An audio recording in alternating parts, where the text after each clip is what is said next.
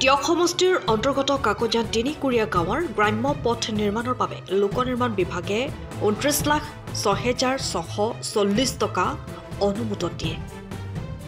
এই পথসমূহৰ ভিতৰত হাজৰিকা বৰা চুক পথ, কাকতি চুক পথ, কপাহতলী পথ, বাদুলি চুক পথ, হাজৰিকা চুক পথ আদিকে ধৰি মুঠ 6টা পথ শিলগুটি আৰু মাটি দিয়াৰ বাবে বিভাগে অনুমোদন দিয়ে যদিও ঠিকাদাৰে কেইটামান শিলগুটি ছটিয়াই কাম সামৰাত স্থানীয় ৰাইজে অভিযোগ উত্থাপিত কৰিছে।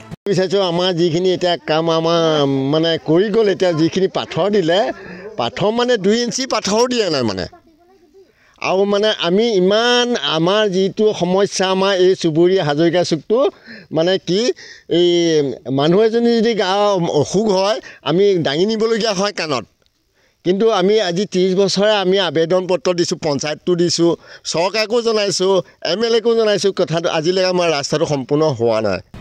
হাজৰিকা চুক অঞ্চলৰ স্থানীয় ৰাইজসকল পুৱাই ওলাই আহি পথটোৰ নিম্নমানৰ কামৰ অনিয়মৰ বাবে ক্ষোভেৰে জানিবলৈ দিয়াৰ লগতে এই পথসমূহৰ মেৰামতি দৈৰ্ঘ্য 200 মিটাৰ 300 মিটাৰ অধিক নহয় বুলি ৰাইজে জানিবলৈ দিছে। যিমানটো ভাল হ'ব লাগিছিলে সিমান ভাল নহ'লে, দহে হ'ল দেখিছোঁ আৰু খালবিলাকে পোত খাই গৈছে। গতিকে আমাক ৰাস্তাটো ভালকৈ দিব লাগে, ভাল হ'ব লাগে আৰু অলপমান পাথৰ দি ওখ কৰি দিব লাগে।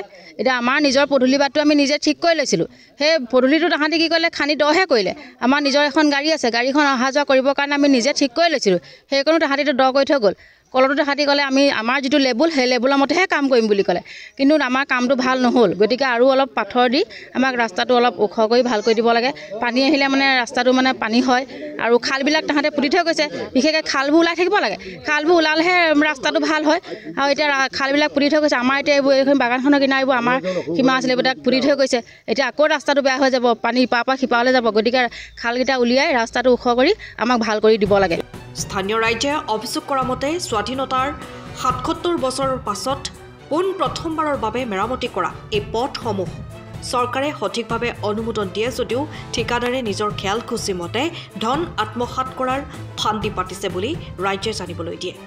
এই 8 ইঞ্চিকৈ মাৰোঁতে তেওঁলোকে ইয়াত যিটো ৰুলাৰ চলাই গ'ল তাৰপিছত 2 ইঞ্চিহে ৰৈছেগৈ। আৰু সেই কথাটো যদি ক'বলৈ যাওঁ আমাক অকণমান বেয়াকৈ ব্যৱহাৰ কৰে।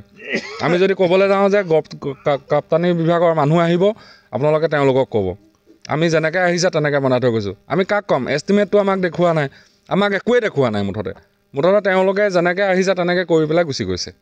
বিশেষকৈ বিভাগীয় কোনো লোক উপস্থিত নথকাৰ বাবে পথসমূহত কেইগাড়ীমান শিলগুটি, কেইগাড়ীমান মাটি পেলাই কামটো সামৰাৰ ব্যৱস্থা কৰাত ৰাইজ ওলাই আহি সংবাদ মাধ্যমক অৱগত কৰে। ৰাইজে দাবী কৰা মতে বান দুৰ্গত এই অঞ্চলসমূহত চৰকাৰী প্ৰাক্কলন মতে পথসমূহ মেৰামতি কৰি সময় উপযোগী কৰিবলৈ আহ্বান জনায়।